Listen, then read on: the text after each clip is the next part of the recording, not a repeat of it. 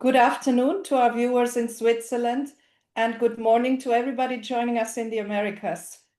It is, as always, a tremendous pleasure for me to welcome all our viewers in the name of the Latin American Chamber of Commerce in Switzerland to our webinar. Today's special session is labeled President Trump's Stand on Latin America, Challenges and Opportunities for Business. Even though President Trump has made good on many of his election promises, the past 100+ days of his administration have been causing shockwaves throughout all financial markets and a lot of uncertainty concerning the future of political and trading partnerships around the globe. We owe it to ourselves to have a closer look at what this paradigm shift means for politics and industrial sectors in Latin America and the rest of the world. I'm honored and delighted to introduce our distinguished speaker. He has been a Minister of Foreign Trade of Ecuador, a delegate of his country to the IMF, and an executive director of the Ecuadorian Business Committee, among many other important charges. He is currently a university professor, commercial advisor at Austrobank, and the Ecuadorian representative at the World Chamber of Business Leaders. A very warm welcome to Francisco Rivadeneira.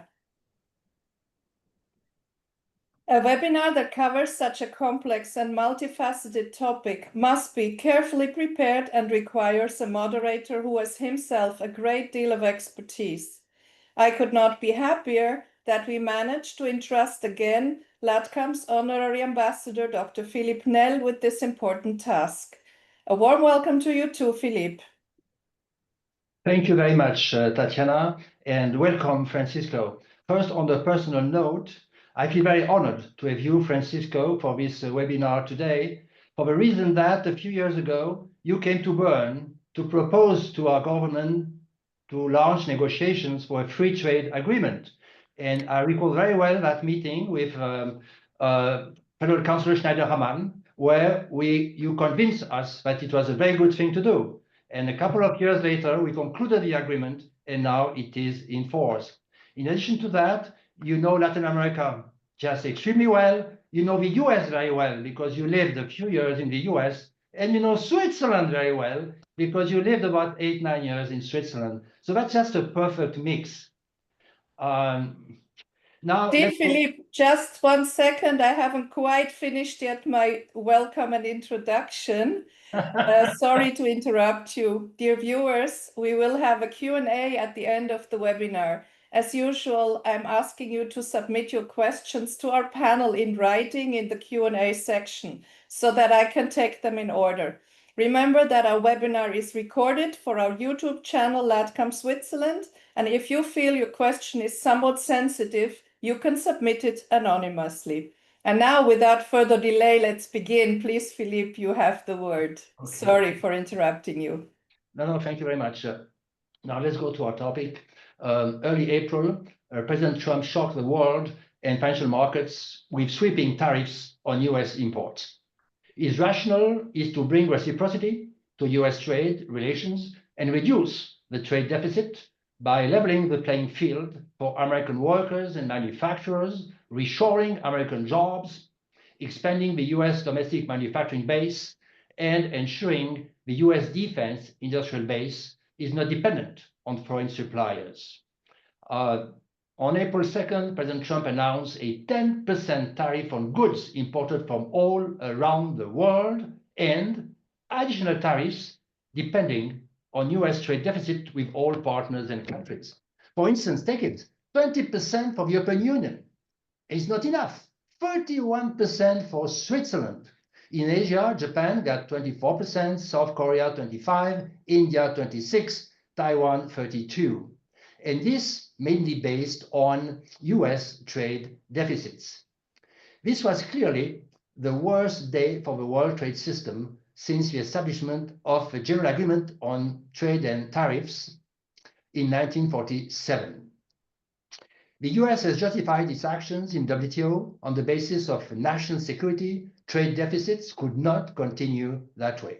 But let's see, the new policy represents a dramatic change of paradigm and a rejection of basic macroeconomic logic. The US has been consuming and investing more than producing and saving for years. Deficit resulted therefrom, and they will not be corrected that quickly. It's just not possible. But also, for years now, the US has had several issues with Latin America. Now, how did Latin America fare? We will look first on US immediate actions on Latin America, second, on US tariffs on Latin America, and third, on the overall impact on the region. Let me go first to the US immediate actions and consequences. During the first week of President Trump's administration, we have witnessed some very vigorous actions in several areas. Campaign pledges were implemented extremely quickly. This led to a great uncertainty for people and business. Let me look at a few areas with you, Francisco. First one is illegal migrants. Deportation, tit for tat on tariffs with Colombia, and very quick endgame to the advantage of the US. So what did we learn from the refusal of Colombia to accept illegal immigrants? What would have been the consequences of a 50% tariff increase on Colombia for Colombia's business? And finally, is it possible for middle-sized Latin American country to resist to the US? Francisco, you have the floor. Okay, well, good afternoon for all those who are in Europe at this moment. First of all, before I answer your questions, dear Philippe, I want to, of course, thank the Chamber, Tatiana, and you, dear Philippe, for your kind invitation. Very honored to be here with you and all those Swiss companies that are already trading and also investing in Latin America and the Caribbean. And for me, as Philippe mentioned a moment ago, it's completely natural to have interest in promoting the straightening of the ties and the relations between Switzerland and Latin America, and particularly to my country, Ecuador, since, as Philippe knows and Tatiana knows too, for me, Switzerland is basically my second country. No?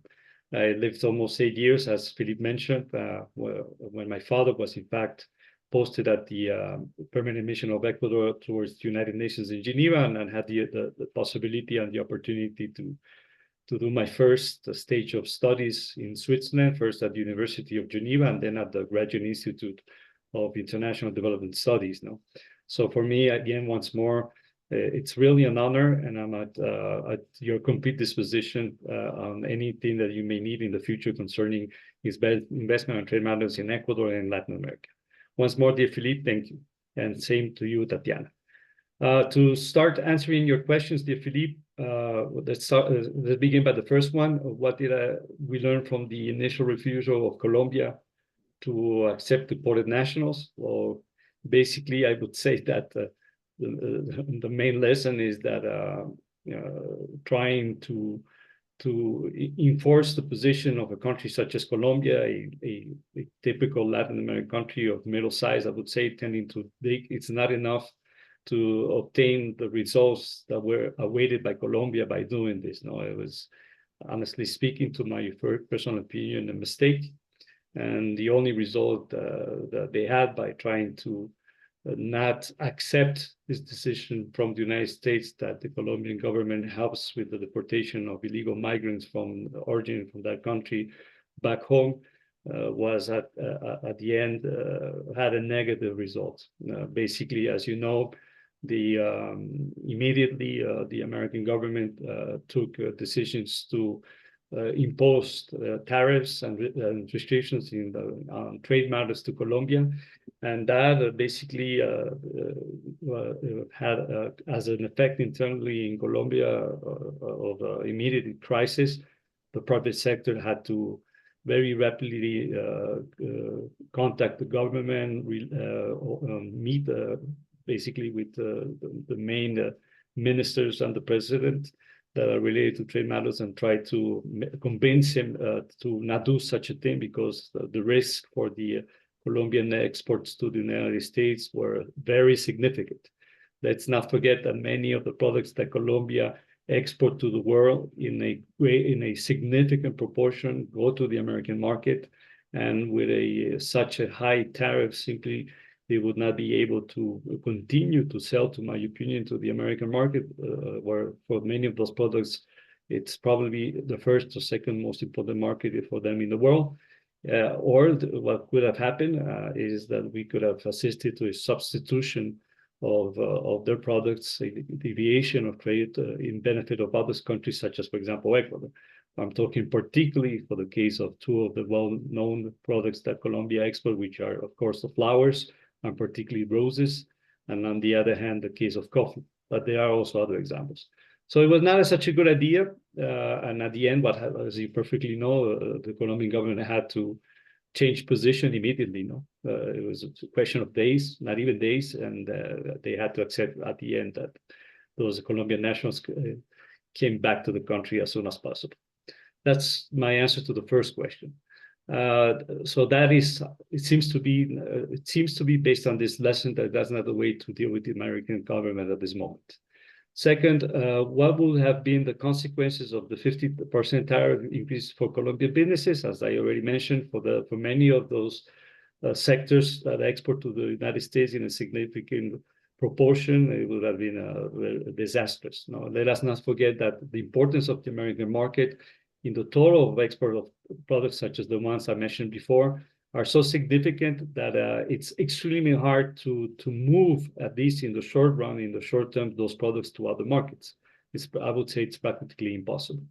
So in that sense, it would have had a significant effect, even though in relative terms, Colombia is a country that doesn't depend enormously as an economy of basically the international trade, international sector. But for particular sectors which are important, such as the ones I've mentioned, it could have been catastrophic. The next question is it possible for a middle-sized Latin American country to resist to the US? I would say that based on the experience that we have had until now, it's practically impossible. To be more precise, I would say that, to my personal opinion, the only country in Latin America, in relative terms, I would say, that could have a certain capacity to maintain a certain stability in the trade and investment and economic and in general terms activities, internationally speaking, is probably Brazil. And this is basically not only because of the size of the country and because, again, once more, it's a very strong economy internally speaking, but also, and this is, I think, essential to take into account, it depends more on the size and how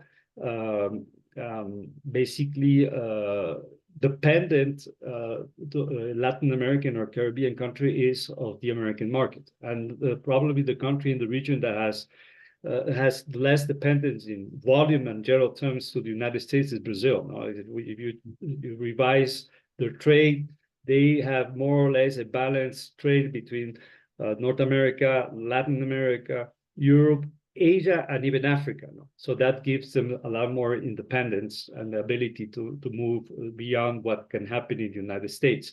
As I always say, permanently here in Ecuador, it's not a good idea to have all the eggs in the same basket. And Brazil has understood that perfectly. There are other cases, but of course, not as, I don't believe that they will be as independent, as autonomous as Brazil, such as the case of Chile, for example. And on the other hand, of course, you have, as you perfectly know, the case of Mexico, that depends almost 80% of the trade with the United States. So they basically have no real capacity to diversify in the short run, in the middle run, their trade. So they're very dependent on what the United States government decides to do with them at this moment, And this does not affect only, as you know, the economical and trade decisions, but also on the political side and geopolitical side. Okay, thank you very much. I think it was a very comprehensive answer, and you covered various countries. I think it's very, very useful, very interesting for us.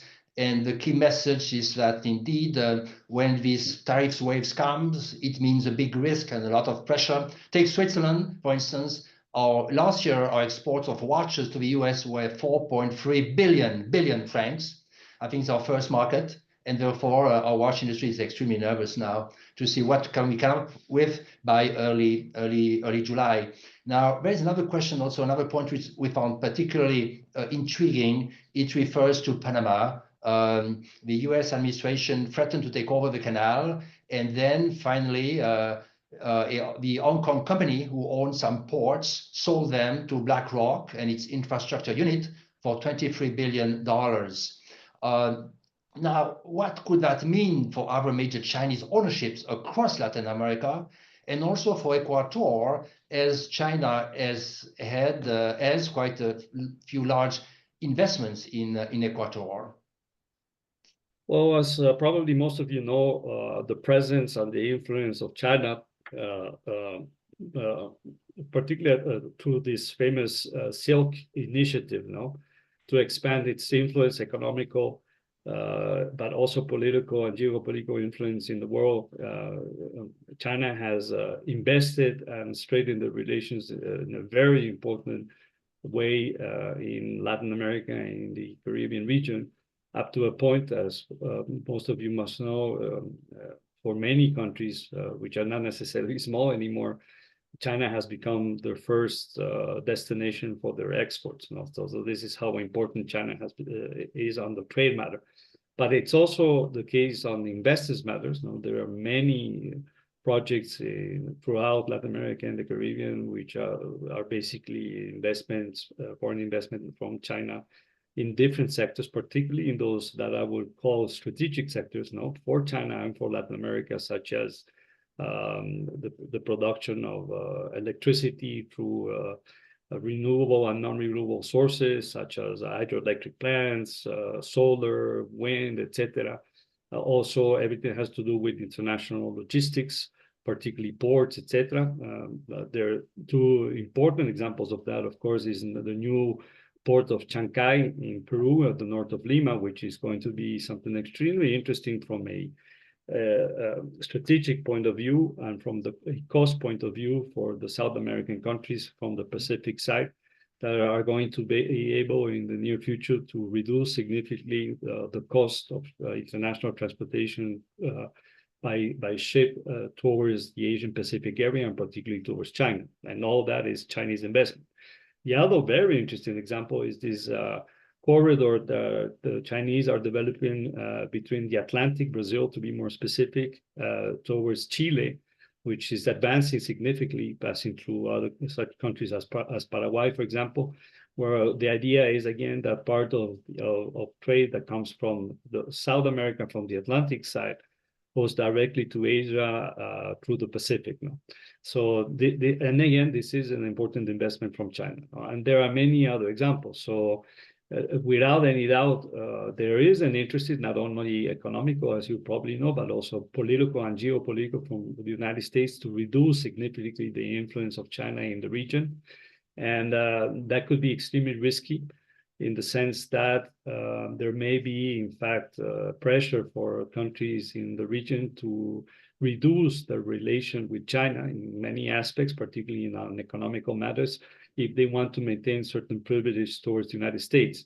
The best example of this, Philippe and dear friends, is what just happened yesterday and today, where the representative of President Trump, Mauricio Clavel Carone, mentioned publicly that they were a little bit unhappy with the visit of the president of Colombia to China at this moment, in the sense that that could affect the capacity. He was very direct. He said that could affect the capacity of Colombian companies in the flower and coffee sectors to export to the United States, and that it could be replaced by other countries. And in fact, he even mentioned the case of flowers of Ecuador as an example. So this has to be taken in account. We will see what happens once, if it's the case, many of our countries start to seriously negotiate. If that's a possibility, we still have to see, to negotiate agreements directly with the United States. Finally, concerning Ecuador, Ecuador is a country that has had, in the past, I would say 15 to 20 years, a significant increase in the presence of China in the country in many areas. In trade, Ecuador, well, at this moment, it's not the case, but for the first time in the past years, China has become the first market for Ecuador, particularly for our shrimp exports. Ecuador is the larger exporter of shrimp that comes from aquaculture in the world. And we're the main provider of that to China and other markets. Also bananas, of course. Remember that we are the largest exporter of bananas to the world. But besides that, Ecuador was very dependent financially, also speaking. You know, we had a very significant debt with China for over $8 billion to $10 billion. That has been reduced significantly. We own them around $4 billion at this moment, and that we have replaced part of that debt with multilateral debt, especially from the IMF. And but also there is presence of investment of Chinese companies in those areas that I mentioned, particularly again electricity, oil sector, and now mining sector, which has an enormous potential in Ecuador. You have Chinese companies in that sector for exploiting and exporting gold, particularly on copper, and also other sectors such as telecommunications and others. Okay, thank you very much, Francisco. I think the message is quite clear. China is very active in Latin America.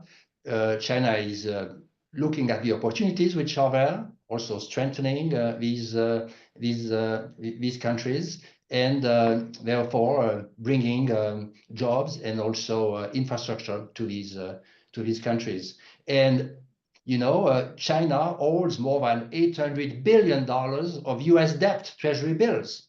And this means also a lot of revenues. And therefore, China has the money to invest all around, and they do it. And they do it in a way which is a win-win for China, also on their side. And on the shrimp side, I think I can only congratulate Ecuador for what you did. Because, you know, I wrote my PhD thesis on manufactured exports from Venezuela and Ecuador in the 1970s. And I had shrimps in my econometric model. Yes, I had shrimps. Your exports were starting to grow at that time, and I was very enthusiastic about it. But now you have really become a world leader in shrimps. It was only a few hundred million at that time, and now it starts billions. So this is a great achievement, a great development, which shows the potential of your country to become a world leader in a product which requires a lot of technical knowledge also. That is correct. Forward. I agree. Thank you, dear Philippe. Now, this being said, I think we can go to part 2 now, looking at tariffs, which is a great interest for our audience. The US has 2 different tariff programs. One is the 10%, and the other one is what they call the global reciprocal tariff, which is 31% for Switzerland and so on. In addition to that, for some critical sector for our national security, they have a 25%, which is automobiles, steel, aluminum, and coming up, semiconductors, pharmaceuticals, lumber, and copper. You know, today on the Swiss stock market, our stocks from our pharmaceutical companies are falling significantly, because President Trump just said yesterday that now he's looking carefully at raising tariff on pharmaceuticals. So, I mean, the market is really reacting, and that's going to have implications. And we are having quite tense in this country now about that. But looking at Latin America now, in terms of those tariffs, how did Latin America fare compared to other major US trade partners? What could you say about that?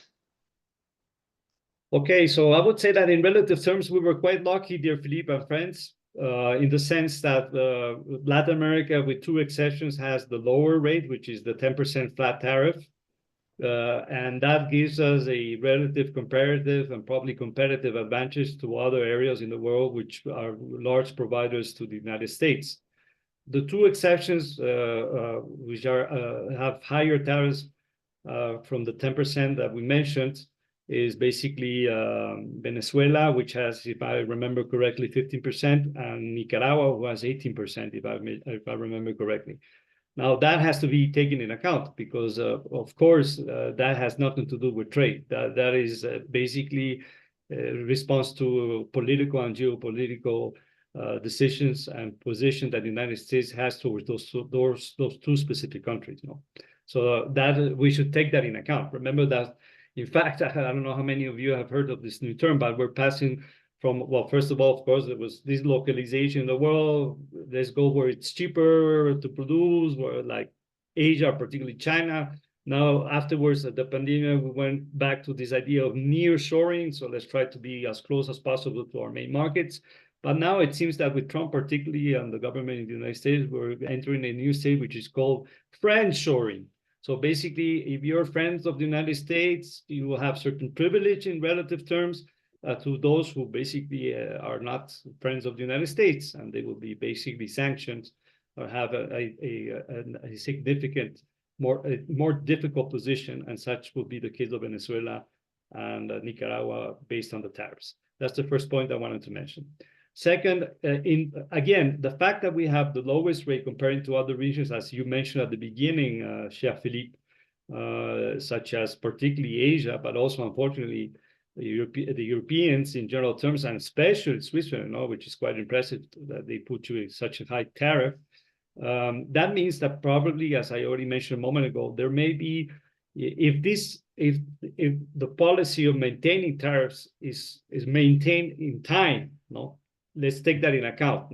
If this is maintaining time, at least this flat minimum 10 tariff and the differences with other countries, we may have the deviation of trade in benefit of some of the Latin American countries and many of the products that we export to the United States. Let me give you some examples based again on the case of Ecuador. One of the best examples is what we have been discussing until now, which is shrimp. Ecuador is an important shrimp exporter also to the United States. We basically enter by most favored nation. So until recently, we didn't pay any tariff at all, as the rest of the countries that are members of WTO. Now we have to pay 10%. But one of the main providers in volume to the American market is India and other Asian countries. And they have to pay, as Philippe mentioned at the beginning, a higher tariff, which probably will become a prohibited tariff. That means that probably for many of those companies, it will become simply impossible to continue to sell to the United States. It won't be a business anymore for them. And another simply is going to become significantly more expensive, as for example, the case of Ecuador. So that could be a possibility for Ecuadorian basically to replace India and others in the American market. Another interesting example, which is important for also the case of Brazil, a case of Colombia, is coffee, And also another one, Ecuador also has coffee, but we're not one of the largest exporters of coffee in the world, but we're specialized in very specific high quality coffees as Arabic, mountain organics, etc., which have of course better prices in the American and also European market, including Switzerland. And but the other case is cocoa. Ecuador is one of the most important exporters of cocoa in the world, particularly fine and raw cocoa. And there, in that case, countries which are the largest providers by volume of cocoa to the world, cacao, to be more specific, is basically Uganda and Cote d'Ivoire. And those countries have to pay a higher tariff to continue to sell to the American market. So there again, we could see deviation of commerce in benefit, for example, in the case of Ecuador. And there are, of course, other products, and including manufacturing products, that could be also the case. Okay, no, thank you very much. I think this was very useful, in particular your examples. And as we see, indeed, Latin America is in a position, due to these reciprocal tariffs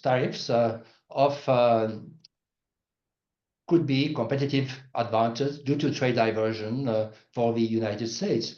And in addition to that, the Mexican case is also very, very interesting, because Mexico got very, very quickly some threats from the United States. Yeah. But then the president, Claudia Sheinbaum, could, through discussions with President Trump, she was factual, she was thoughtful, she was convincing. She never really used social medias or whatever. And the result is that Mexico is not facing reciprocal tariffs. Mexico can continue through the USMCA, the United States-Mexico-Canada Free Trade Agreement, And I believe the Mexican way of doing this is a bit also the Swiss way of doing it, of managing our relations with the United States, where we have been to Washington several times, and in particular during the IMF World Bank meetings a couple of weeks ago, at very high-level meetings, and are continuing to explain our situation to the United States. And we just heard that on this coming weekend, the Treasury Secretary from the United States and USTR will meet in Geneva with the Chinese Vice Premier in order to start discussing how to de-escalate the China-US tariff war. So I think Mexican president is for us also observing on this side of the Atlantic a very good reference on how to deal now with the United States. The economic minister of Mexico just said recently it's a great achievement for Mexico to be excluded from the new tariffs. This being said, I think we can move on our third part of our discussion before then going to the audience. And here we would like to look into how this US shock may shape Latin America in terms of Latin American integration, in terms of multilateralism. Up to now, and still now, I mean, we have commitments at the WTO, and we are following these commitments. And I remember, as a member of the committee of the WTO on trade-related investments, how the US were very strict on Latin America, on that agreement on investment, the WTO agreement on investment, because that agreement in particular forbids countries to impose to foreign investors to buy local inputs. And there were transition period to adapt to this new rule. And I remember Argentina and others, Brazil, and also Indonesia, Malaysia, asking for extensions, and how tough the US were in those discussions and negotiations. And now it seems like the order that has been established through very hard work and also through sacrifices now is put really into questions, very strongly into question. So, Francisco, how do you see, and you have Foreign Trade Minister, how do you see multilateralism in the context of Latin America now, seeing the actions of the United States? Oh, this is a very important and interesting question. So I would start by saying that, to my personal opinion, the big loser of this new situation worldwide, that, to be more specifically, started to become more complicated now when President Trump and the Republicans arrived to government at the beginning of the year. But I would say since even before, but particularly after the pandemic of the COVID-19, I would say, where basically we saw a progressive increase of protectionism. I would say that as one of the results of the pandemic, I would say that probably the one who is more affected at this moment is, in general terms, of course, multilateralism in the trade matters, and specifically the World Trade Organization. As you perfectly know, Philippe, it's been affected already sometimes after the Uruguay round and the creation of the WTO. It has been extremely difficult to arrive to multilateral agreements. The only significant example was the trade facilitation agreement that was reached several years ago, and now something related to subsidies in fishery. But not more than that, and particularly probably one of the only supranational aspects of the institution, which is the mechanism to resolve trade differences that the WTO has been working.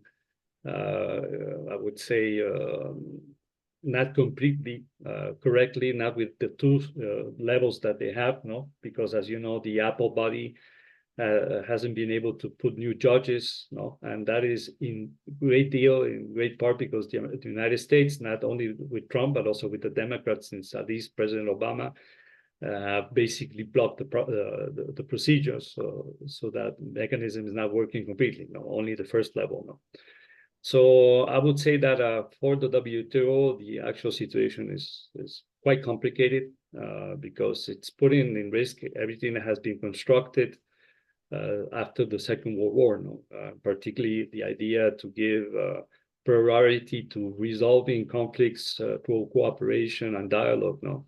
And that's one of the main reasons why the WTO and before the GATT, as you mentioned, were created. No, so we're closing more and more. We're arriving to a situation which is more similar, unfortunately, to what we had before the Second World War. No, between the two wars, and that is a risky situation because we're moving from rule of law to basically the rule of the strongest. No, and we perfectly know what would be the results of that. That's the first point. Now, concerning Latin America on this situation, I would say that if we are able to work together as a region, this could be, in fact, an interesting opportunity to strengthen regionalism and all the agreements that we have in the area, no? Particularly those who are most advanced, such as Mercosur on one side, the other one, the Andean Community in South America, both. The Central American market, also CARICOM in the Caribbean, etc. So this could be an interesting opportunity at that level, at sub-regional level, to strengthen relations and trading between the area, which has been an interest of the region for already, at least since the 60s and 70s of the past century. And but also to try to see if we can continue on strengthening proposals to at least strengthen a free trade zone, if not more, with all the countries in the region. No, and one of those could be, in fact, at least in the Pacific side, the alliance of the Pacific Alliance, as I think you mentioned, could be an interesting option to see if we can use this to strengthen our relations and trade between us. And on the other hand, which is one of the objectives of the Pacific Alliance, also see together we can sell more to the Asian Pacific area and continue with what I mentioned before, which is diversifying our trade and, of course, depending less of the United States, which I want to leave this clear. The American market is very important. It will continue to be significant for Latin America and the Caribbean, and we have to continue to try to sell and export to them and to trade in our trade bilaterally with them, and also on investment matters. But it is important, to my opinion, that Latin America starts to look more towards ourselves and also to other areas of the world, such particularly the Asian Pacific area. And that implies, in fact, continue this dialogue and strengthening the relations on trade matters, on economic matters, on investment matters, through initiatives such as the Alliance of Pacific and hopefully others that could include countries from the other side of the ocean, from the other ocean, on the Atlantic side. No, thank you very much, Francisco. And I fully share your views. My concern, and as you know, I've been a lot at the WTO. I was deputy head of the WTO for Switzerland for 5 years, and I was also the head for the last 2 years of a negotiation at the WTO for the accession of China. And the impression I got is that in such an organization, you need a leader. And yes, the leader is very important for then the discipline to be followed. And in all the meetings I went to, the US indeed were a leader because also they have a lot of power. They were very important for all the other countries. And I do fear that now, without that leadership, it's going to be more difficult to have countries to follow the commitments they've taken just because they will not see that pressure that the US has been exercising on various countries which were not fulfilling or not fully fulfilling their commitments. So that's a big risk we are running now in terms of a multilateral trading system. And looking at Latin America too, in terms of assets of Latin America, we have seen that the US is very much interested in rare earths, This is lithium, and That's other correct. mining products, which are extremely specific. And the question will be to see how could Latin America play its card, because Latin America, Argentina, Bolivia, and Chile have important reserves of large earths. And could that come into the equation at some time? Without any doubt, dear Philippe, that is an enormous opportunity for Ecuador on bilateral trade with the United States. Now, and the best example of that is what has recently happened at the end, they were able to reach a deal between the United States and Ukraine on rare earths. Now, that is fundamental because, as you probably, everybody who's listening to this webinar knows, China has basically the monopoly of many of those products, and basically as a reaction to the increase of tariffs of the United States, China has basically decided to not permit the export of those rare earths to the United States, which are necessary for many technological sectors, including the military industry. So the Americans have to find other options, and Latin America has them. And you well mentioned, Argentina, particularly Chile and Bolivia, it's the case. And it's also the case for other minerals, which are not necessarily rare, but are needed, for example, for the new technologies, or simply are important as a value itself, in international transactions, such as gold and or as copper, for example, and also the case of oil. Let's remember that at least until what I know, there is an exemption on tariffs for exports of gold and oil to the United States. So that explains clearly that there is a potential and the necessity from the Americans to continue to receive crude oil, particularly gold and rare minerals from Latin America. So those are accepted. So that we have to take into account. So there is a potential to try to negotiate and develop those industries thinking in general terms, because that's the future, but particularly because the United States is going to need more and more Latin America for that. So it is without any doubt an enormous opportunity. Yes, thank you very much. In the Chinese language, the word crisis is made out of two particular elements, and one of them means opportunity.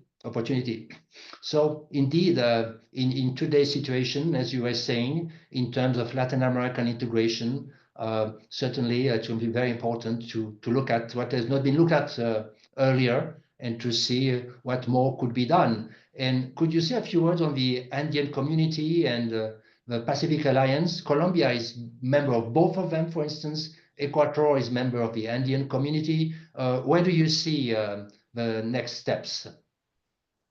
Well, like I said, ideally, my hopes are that based on the new situation on international situation on trade and economic matters, this should help maybe to straighten the discussion, the dialogue internally at the sub-regional level, in the case of the Andean Community, and at the Pacific level with the Pacific Alliance, and that we may reduce the differences in positions that the countries that are members have, and see again once more how we can strengthen particularly intra-regional trade, which that is essential. And again, strengthen capacities to diversify our exports to other markets besides the United States. Now, it's not easy to do that in practical terms, and one of the main reasons, as many of you may know, is the fact that what has happened in everywhere, including at this moment in the United States, has also happened in Latin America, in the sense that from the political and ideological point of view, we have basically governments that are on two extreme sides, or they're very progressive, or now they're moving towards the hard right. Let me put that in that term. And that means that having those governments with different radical positions on how to do things on economic matters to negotiate and reach agreement is not easy. Now, the best example of that, of course, is the Pacific Alliance. At this moment, if you see the countries that are part of the Pacific Alliance, all those countries, with the exception maybe at this moment of Peru, are countries that are more leftist, have more leftist governments, and that means particularly that many of those who are in power in those countries don't necessarily believe in open market initiatives and free trade, etc. So that, of course, plays against this idea that we have mentioned of how to straighten trade as the main objective of this such an agreement. No, so it won't be that easy, in fact, to reach agreements because of that, because you have governments who are in place at this moment in Colombia, in Mexico, and others that not necessarily believe in free trade. So that is a challenge without any doubt. Okay, no, thank you very much for your very, very frank and open remarks and thoughts. Now, Tatiana, do we have some questions? Now we have 15 minutes left in this webinar, and we'd be very happy to take questions from the audience, which I also be very welcome. Very well. Thank you. Yes, Philippe and Francisco, indeed, we have a couple of questions waiting here. If everyone is in agreement, we can also go a little bit over the hour. That is not a problem for us.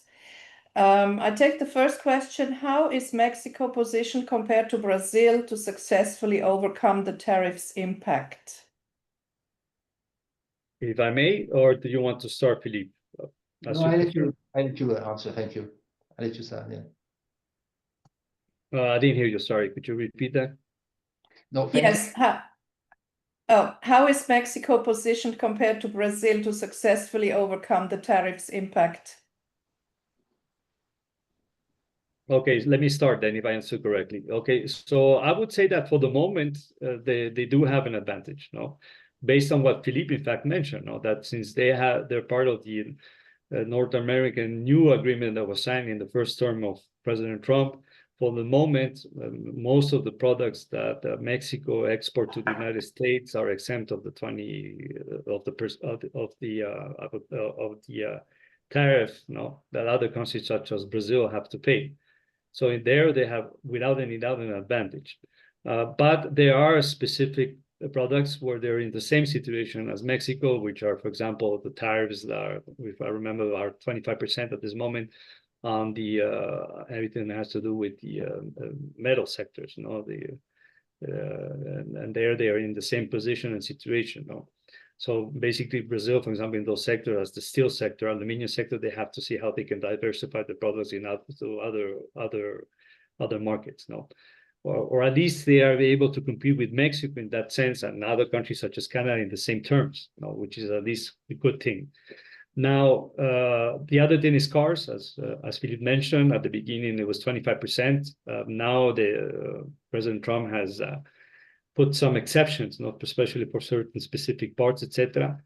But again, let's remember that President Trump has as a real objective to have many of those industries, that American industries that are installed in Mexico, to come back to the States. So we'll see what happens in that sense, you know. And finally, which is very important, is we will have to see if these benefits are going to be kept in time. Based on what happened yesterday during the meeting between the new Prime Minister of Canada and President Trump and his staff, I would say that it's not the case. No, President Trump was very clear in saying to the press that he thinks that the new agreement that he negotiated in his first term is temporarily, and probably has no sense to maintain it. So everything's open again. So in fact, the agreement permits that in 2026, any country can change significantly what has been negotiated now. So based on this, I would say that Mexico only has an advantage for the moment, but things may change very rapidly. Thank you, Francisco. I will take the next two questions together because they're from the same person, and I will keep everybody anonymous here. These friendly tariffs for South America, does it mean that Trump is looking for natural resources there? Are tariffs really meant to do that, or to negotiate for something else? Trump is not a politician, he's a businessman after all. I would say that without any doubt, like we mentioned a moment ago, there is, of course, an interest for the United States that Latin America becomes a provider of many of those commodities that the Americans need, particularly for the new technological transition.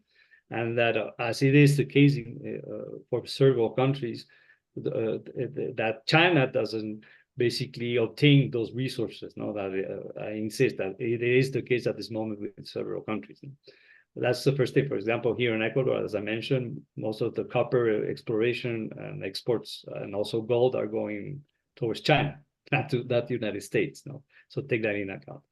So that without any doubt. But of course, there are other reasons, no, which are not necessarily based specifically on trade and business matters. No, there's also the geopolitical reasons which are very important, and that has to do particularly with the excessive influence that China has in the region. No? And the best example of that is what you mentioned, Philippe, in the case of Panama, no? Where they basically insisted that Panama stops the relations that they had with some of the Chinese companies that were basically administrating some of the ports, and that, as you mentioned, BlackRock replaces them. No, so it's geopolitical too, and that has to be taken in account when countries such as ours sit in Washington to negotiate. No, it's not only trade and economic matters; it's also political and geopolitical reasons behind it. Thank you. Next question. In your opinion, how and when will financial services and IT services be covered by specific import-export tariffs? Well, for the moment, it seems to me that it's not going to be the case. No, it seems that Trump has completely forgot about that sector, and which is quite paradoxical, because it's quite surprising, because as many of you may know, really the main sector, export sector of the United States is basically services. No, and if you take in account services, we could discuss basically if the United States is losing to other countries on trade matters. No, so for the moment, I do not think it's going to be the case. Nothing has, from what I know, nothing has been said for the moment at the government level in the United States. And I don't see a reason to do such a thing. No. For the moment, in general terms, maybe on certain specific sectors, it could be the case, but I don't think tariffs is the case. Remember that services are not related to tariffs, but other type of decisions to basically protect the American industry in those sectors. No. Yeah, if I may add something, the risks are bigger on the European side, where some countries are putting now a digital tax on the revenues of Google and the other American companies which are providing some of these social medias and other services. And this has been discussed for some years now, also at the OECD, and it's still an open file. And this could make it even more difficult to get a deal between then the European Union and also the United States. Okay, back to you, Tatiana. And if I may, before passing the word to Tatiana, to complement you, Philippe, of course, the exception to this is China, no, as we have seen, no, and basically services that come from China have been basically blocked to the United States, as you know, as the example that's still in discussion this morning, such as the TikTok application, or all the technological sector as Huawei, etc., and telecommunications, etc., which simply cannot bring their services to the United States, the American market. Now, that could happen to other countries. Let's hope it's not the case. But China, without any doubt, is the exception at this moment. Mm-hmm. The next question is from someone having obviously a connection to your country, Ecuador. The question is very long with lots of comments. I will try to just extract the main substance. How would you judge the US dollar concerning the future development of the economy in Ecuador? Would going back to Sucre be a possible option to consider? Well, absolutely not. That is radically and clearly my answer, because in Ecuador, if you ask the people, our citizens, what is the most important thing for them is keeping the dollar. So anybody who tries to go against the dollar in Ecuador, they will be basically sacrificed. As simple as that. No, there's no, except that of course the country arrives in a financial and economical situation where it's impossible to maintain the dollar and there's no other option, I think nobody would do such a thing at this moment. And it's not going to be the case at all in the next 4 years with the president that has been just elected. So that is going to be kept. I think that most Ecuadorians believe that the advantages of having the dollar are superior to the possible negative effects of having it. So it will be kept without any doubt. We can bet on that if you want. Yeah, I would like to add too that indeed this means that by that way, Ecuador must follow a strict fiscal discipline. And fiscal Absolutely. discipline is excellent for the future because you are not piling up debts that then the next generation will have to pay. And a big issue today in Latin America, and this is highlighted by the last World Bank report from last April on Latin America, is that Latin American countries are over-indebted, except Peru, because Peru has, after the Alan Garcia years, set up also very strict discipline on the budget. And also here, Ecuador just cannot have such a large fiscal deficit because they must borrow dollars. And they are borrowing dollars on international markets, in particular then with interest premiums and so on and so forth. Back to you, Tatiana. Thank you. Agree. This is at the same time the last question we are taking from our audience. In international relations, trade can be a factor in bringing nations closer together and creating prosperity. Regional integration processes and trade agreements have demonstrated this in recent years. However, currently the Trump administration has adopted various measures that the international press reports as a trade war. In the opinion of the panelists, would the current situation be part of that traditional dynamic between trade as a factor of integration versus trade as a factor of confrontation, or rather are we moving beyond this traditional dynamic? It's hard to anticipate what's going to happen, but one thing that has to be taken account for everybody that's listening to us at this moment is that again, I think I would absolutely recommend to hear what President Trump said yesterday, based on the meeting that he had with the new Prime Minister of Canada. One thing that also is extremely important that he mentioned is that, which is related to what I mentioned to Mexico, is that it seems that for Trump and many people in his entourage, they're basically thinking about eliminating the obligations, the compromises that they had on trade agreements with countries in the past. So we may be entering completely a new stage where the United States not only is not going to be, as it has been in the past years, in general terms negotiating free trade agreements as the main mechanism to straighten trade and other relations between countries, which the Americans have been the ones who have promoted this idea, particularly. We may be moving to completely the other way, and the new structure of trade will be based on these minimum tariffs that the Americans are going to impose. So that is something to take into account. And of course, for those who, as myself, believe on trade and free trade and the importance of trade agreements to straighten ties between countries, of course, this is not a good news. No. So on the other hand, like I mentioned, this may help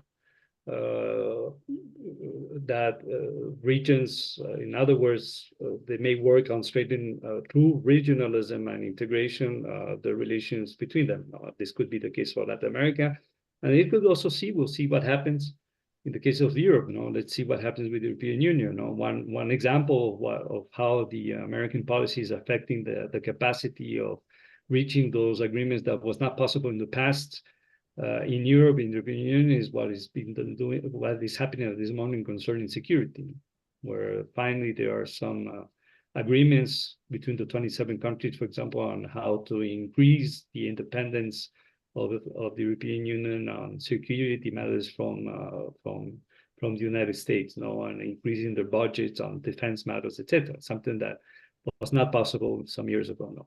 So that could be an example, and see what others can come.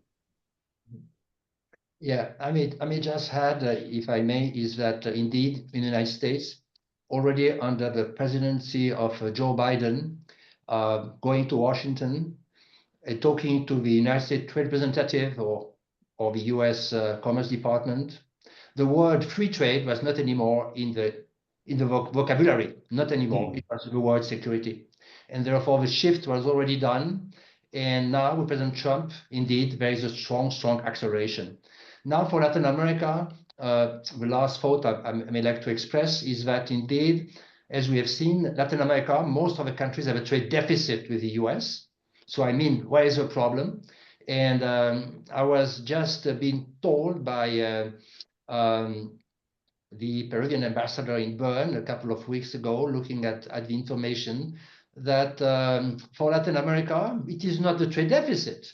So why put 10%? Well, it is things like licensing, linked like intellectual property, linked to special measures, sanitary and phytosanitary, where you can always do improvement. Indeed, it is what you call non-tariff barriers. So all in all, my hope is indeed that the Latin American countries can convince Washington that these 10% are not at all justified, and that the problem on the table, the US has also a similar problem on sanitary and phytosanitary measures, on technical barriers to trade, you know, all these things, and that therefore for Latin America, there could be in the coming months a solution that could be worked out. This is my hope that I like to bring for the end of this webinar. But I think we'll give the last word to Francisco. Well, again, before anything, it's been an enormous pleasure and an honor to be able to have this conversation, this discussion with you, Cher Philippe and Tatiana. Thank you for the very interesting questions. And if you have other questions that you may want me to answer afterwards, I will do it with pleasure. And again, I would like to send a final positive message, even though the situation is quite complicated worldwide. I would say that in relative terms, again, Latin America is in a better position than others. So since you are all companies, basically Swiss companies that are betting in Latin America, would absolutely continue to do it, because I do believe that Latin America will continue to have opportunities, particularly with the United States. Normally, should be better served with the United States, and on investment and trade matters, they should increase in time in relative terms to other regions. So in that sense, continue to invest and to believe in Latin America and in the businesses that you have in the region. Okay. Well, thank you very much. We have come to an end to this webinar, and I would like to thank our brilliant speaker, Francisco Rivadeneira, for sharing with us in-depth perspective on so many relevant topics. It has been an honor and a pleasure having you as our guest today. And a big thank also to Philippe Nel for not only preparing this webinar, but also for steering what I think was a truly dynamic and very interesting dialogue. Dear viewers, if you have enjoyed the discussion between those two good friends, then our task for today is fulfilled. In case you still have questions that you would like to ask, there will be a Zoom inquiry coming your way tomorrow. Do not hesitate to send me a question. I will know what to do with it. And whoever missed out on today's live session will be able to view it later on our YouTube channel, LATCAM Switzerland. Don't forget to like us and follow us. Thank you again for joining today in the midst of turbulent times. Let's remain constructive and solution-oriented. I wish you resilience and a positive spirit, and look forward to our next time together. Till then, be safe and goodbye. Goodbye. Thank you. Goodbye. Thank you.